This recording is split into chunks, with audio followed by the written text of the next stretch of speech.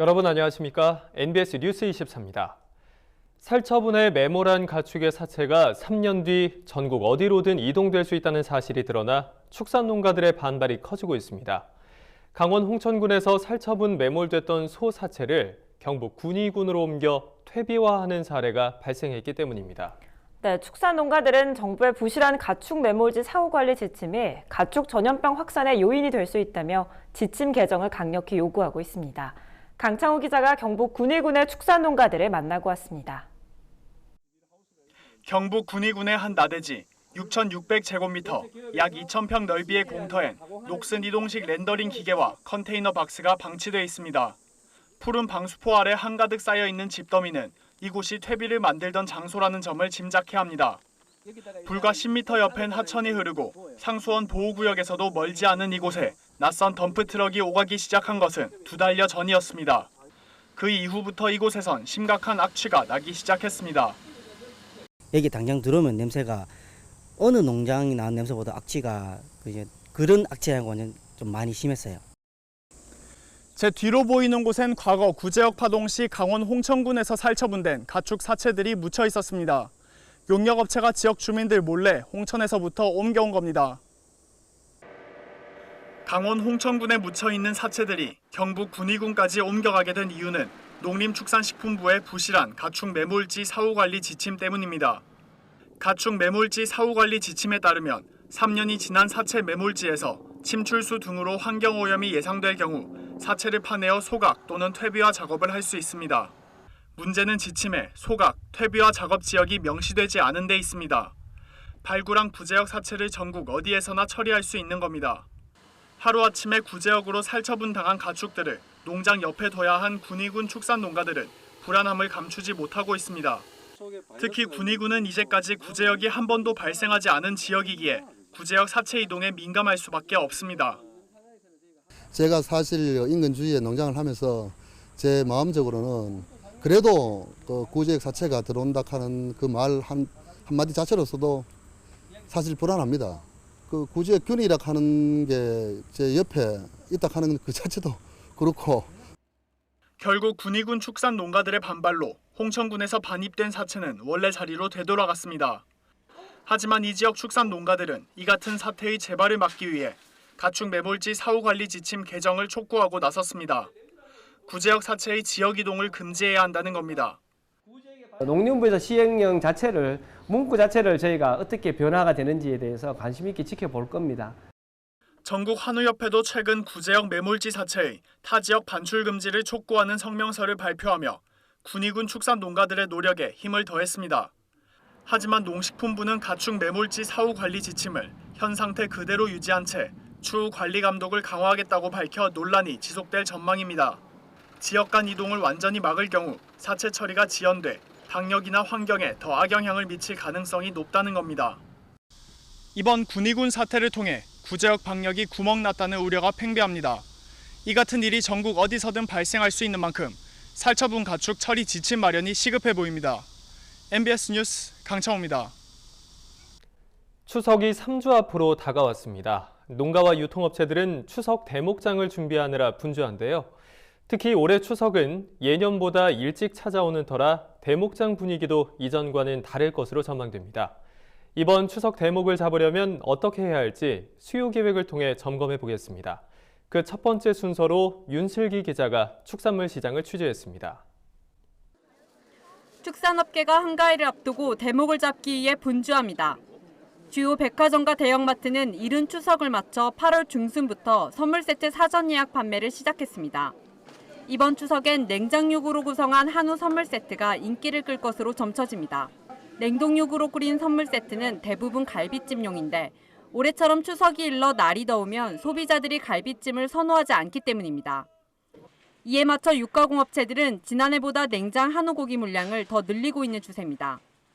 보신 세트 같은 경우는 여름에 더우면은 이제 집에서 할 수 있는 그런 분위기가 아니기 때문에 정육 선물 세트나 구이용 선물 세트가 약 한 40% 정도 증가할 거로 보고요.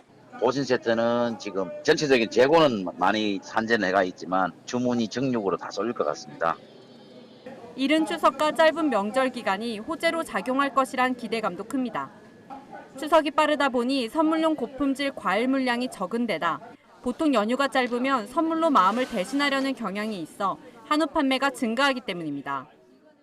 과일 같은 것도 없고 그러다 보니까 명절이 이 앞부분에 있을 때 9월달 초반에 있을 때 꼭 고기 오더들도 많이 들어오고. 문제는 가격. 한국농촌경제연구원은 추석 2주 전 1등급 기준 평균 한우값이 지육 1kg당 18,100원에서 18,600원대에서 형성될 것이라고 관측했습니다. 선물용으로 많이 쓰이는 원 플러스 등급은 2만 원을 넘을 가능성이 높습니다. 이 때문에 높은 한우값이 대목장 판매에 걸림돌이 되지 않을까 하는 염려도 나오고 있습니다. 한우 고기가 너무 비싸면 소비자들이 수입육이나 대체 선물로 돌아설 수 있어서입니다. 가성비 소비 트렌드에 맞춰 합리적인 가격에 실속 있는 선물을 표방하고 나선 품목들도 있습니다. 그 주인공은 돼지고기와 꿀. 유통업계는 해가 갈수록 가성비 높은 선물이 인기를 끌고 있기 때문에 올 추석 돼지고기 판매가 예년보다 더 늘어날 것으로 전망합니다.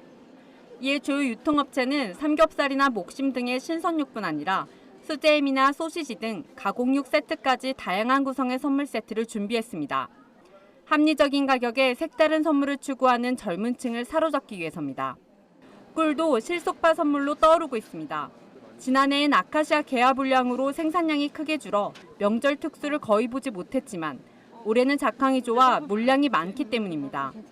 양봉업계는 전년과 달리 올해 추석엔 꿀 선물 세트 판매가 호조를 보일 것으로 예상합니다. 올해 아카시아 꿀이 많이 생산됐습니다. 특별히 품질도 대단히 좋습니다. 꿀 생산이 많아진 만큼 판매에 노력하는 일원으로 여러 가지 선물 세트를 많이 준비를 했습니다. 하지만 방심은 금물입니다. 가격이 좋을 거란 기대감에 홍수출하를 하면 낭패를 보기 십상이기 때문입니다. 전문가들은 시세에 일희일비하지 않고 계획대로 출하하라고 조언합니다. MBS 뉴스 윤슬기입니다. 휴대폰이나 통신사 광고를 보면 5G라는 말이 자주 등장합니다. 5G는 데이터 전달 속도가 4G에 비해 20배나 빠른 만큼 농업기술에 접목하면 효율성이 높아질 것으로 예상되는데요. 5G 기술이 농촌에 어떤 변화를 가져올지 김인경 기자가 보도합니다. 5세대 무선 이동통신 5G는 더 빠르고 막힘없이 실시간으로 대용량 데이터와 사물을 연결시키는 4차 산업혁명의 핵심 기술입니다. 데이터 전달 속도가 4G 대비 20배나 빠르고 동시에 접속할 수 있는 기기 수가 10배로 늘어나 기술 발전이나 효율성 증대 또한 기대됩니다.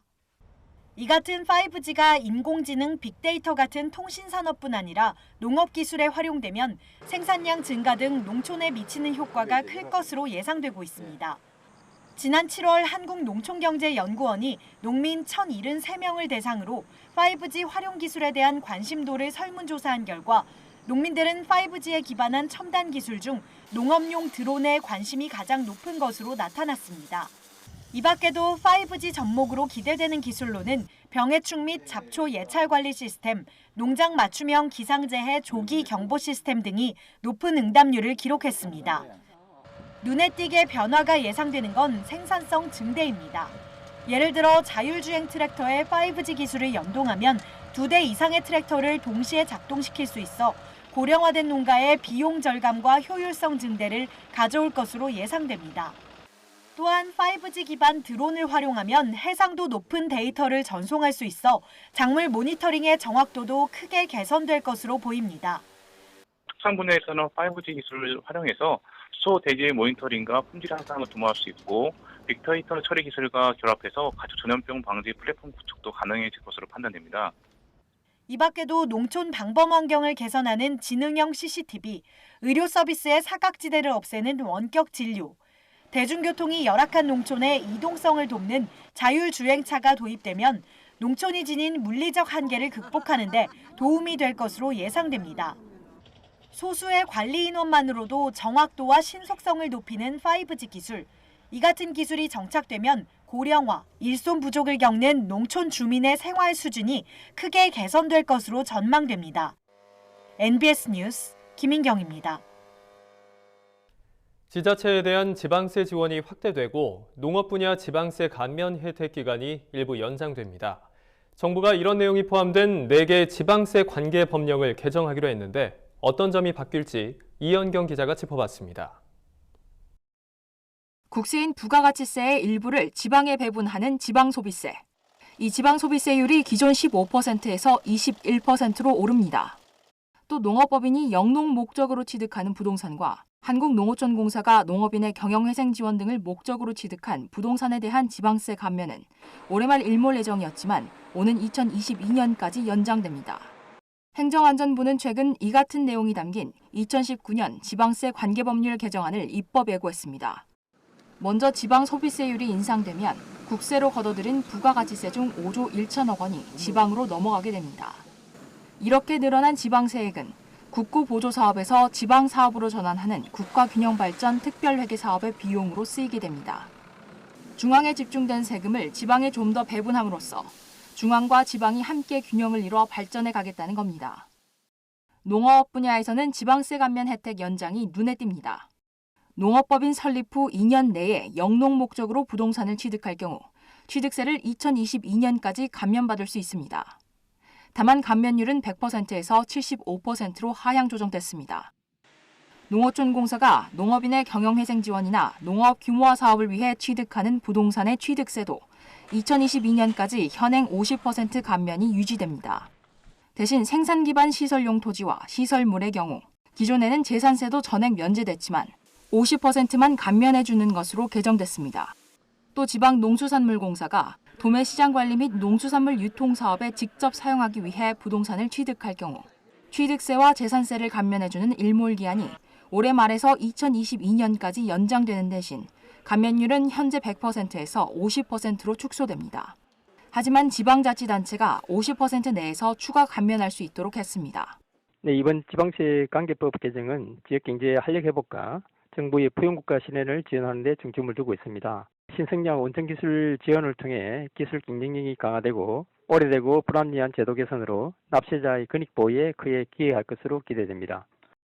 정부의 이번 개정으로 침체돼 있는 지역 경제가 활기를 되찾을 수 있을지 기대를 모으고 있습니다. NBS 뉴스 이현경입니다. 강아지나 고양이 같이 함께 생활하며 심리적인 안정감을 주는 동물을 반려동물이라고 하는데요. 요즘엔 식물을 가족처럼 여기는 반려식물을 찾는 사람들이 늘고 있다고 합니다. 특히 요즘 같은 여름철엔 온도 조절이나 공기 정화, 벌레 퇴치 같이 다양한 기능을 갖춘 똑똑한 반려식물이 주목받고 있습니다. 최다혜 기자가 보도합니다. 경매 때마다 중도메인의 희비가 엇갈리는 화훼 경매장. 요즘 이곳에서 최고의 주가를 올리는 건 온도 조절, 공기 정화, 벌레 퇴치 같은 특별한 효과가 있는 기능성 식물입니다. 식물이 선물이나 관상용에서 가족처럼 돌보는 대상으로 바뀌면서 최근엔 반려식물로도 이들 기능성 식물이 인기입니다. 반려식물 친구들이 SNS에도 많이 올려서 이쁜 것 같아서 구경하러 나왔고요. 여름이라서 해충도 많고 모기도 많은데 구문초라는 식물이 해충 쫓는 데 도움을 준다고 해서 구입하러 왔습니다. 저희 남편이 화분을 되게 좋아하거든요. 마음의 안정도 되고 요즘 미세먼지도 되게 많잖아요. 그래서 그게 효과적이라는 소문을 듣고 찾아오게 되었습니다. 이 같은 소비 패턴의 변화를 반영해 한국농수산식품유통공사 화훼사업센터는 베고니아, 안스리움, 바질 등 여름에 키우기 좋은 기능성 식물 10여 종을 발표했습니다. 추천 목록에 오른 반려식물은 온도 조절과 공기 정화, 벌레 퇴치에 뛰어난 식물로 시각적인 아름다움뿐만 아니라 기능성까지 일석이조의 효과를 기대할 수 있습니다. 요새 꽃소비 트렌드가 예전과는 좀 많이 다르게 기능성이나 이제 해충 퇴치나 뭐 공기 정화 식물 이런 트렌드로 많이 바뀌고 있는 추세고 유럽이나 이제 선진국 시장보다는 그쪽 시장을 많이 따라가고 있는 추세입니다. 기능성 식물 중에서도 구매 비용이 높거나 시간을 많이 투자해야 하는 식물보다는 특별한 관리 없이 기능을 발휘하는 식물들이 단연 인기입니다. 이 중에서도 전문가가 추천하는 기능성 식물은 해충 퇴치에 도움이 되는 바질, 공기 정화에 효과가 있는 안스리움, 그리고 온도 조절에 도움이 되는 베고니아입니다.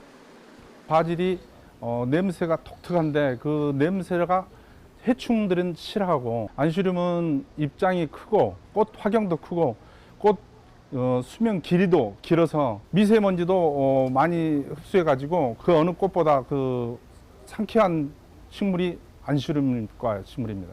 베고니아는 이것도 수명이 아주 오래 가면서 사람들이 키우기가 아주 쉽습니다. 꽃이 이렇게 말랐을 때 집안의 온도가 건조한 것을 느낄 수 있을 겁니다. 온도와 습도도 내려줄 뿐 아니라 피었을 때 화경이 오래가는 식물입니다.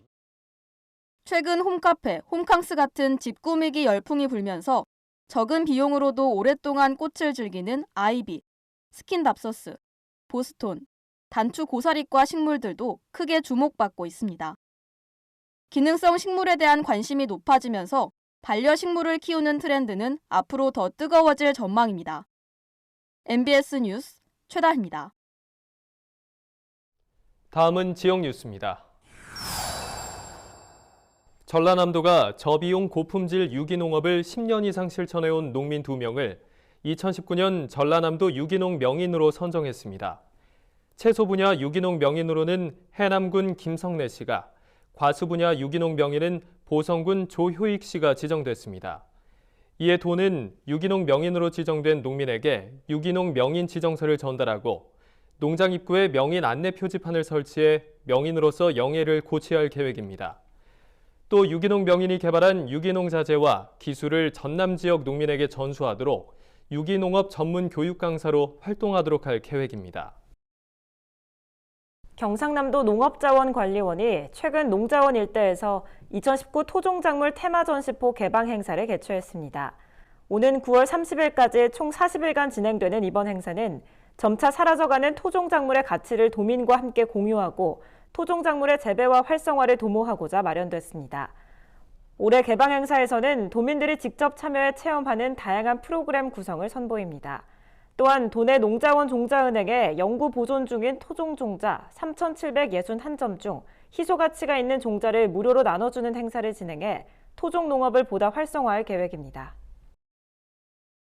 추석을 앞두고 충청북도가 추석 성수식품 제조 판매업체 및 다중이용시설 내 식품 취급업체 등에 대해 소비자 식품위생감시원 등과 합동점검을 실시합니다. 이번 합동점검 대상은 한과류나 전 제조 판매업체와 관내 고속도로 휴게소 등 200여 개소입니다. 또한 도는 명절에 많이 사용되는 다소비 식품인 가공식품과 조리식품, 수산물 등 44건을 수거해 안전성 검사도 병행해 진행합니다.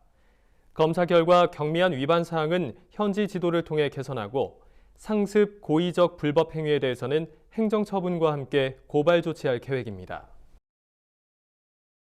경기도 농업기술원이 최근 토종벌 농가의 보전과 확대, 농가소득 향상을 위해 낭충봉화부패병 저항성 토종벌 사양관리 교육을 실시했습니다. 이번 교육은 도내 토종벌 농민 80명을 대상으로 농촌진흥청 국립농업과학원의 잠사양봉 소재과 박사가 강의를 진행했습니다. 낭충봉화부패병은 꿀벌 애벌레에 발생하는 바이러스 질병으로 벌집 뚜껑이 쭈글쭈글해지고 애벌레가 부어오르며 말라 죽는 병으로 현재까지 뚜렷한 치료제가 없는 실정입니다. 저희가 준비한 소식은 여기까지입니다. NBS 뉴스 24 마칩니다. 함께해 주신 여러분 고맙습니다.